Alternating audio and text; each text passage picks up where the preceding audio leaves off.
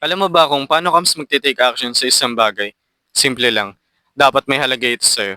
Pero hindi lang to basta halaga. Kailangan matatag din yung pinaghuhugutan mo. Halimbawa, gusto mo maging fit. Tanungin mo yung sarili mo, bakit gusto ko maging fit? Dahil ba gusto ko maging healthy? O dahil gusto ko lang na may pagyabang? Ang sagot mo rito ang magpapakita kung matatag ba talaga yung pinaghuhugutan mo o hindi.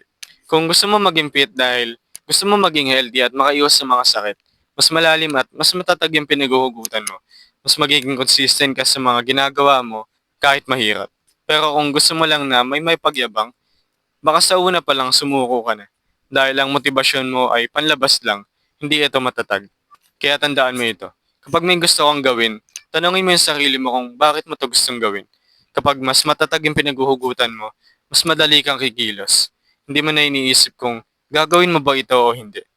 Dahil alam mo naman kung bakit. At higit sa lahat, hindi natin hawak ang bukas. Kahit fit ka na, pwedeng may dumating na pagsubok. Pero kung malalim ang dahilan mo, hindi ka madaling susuko. Hindi ka magpapadala sa mga shortcuts na posibleng magpahamak sa'yo sa huli.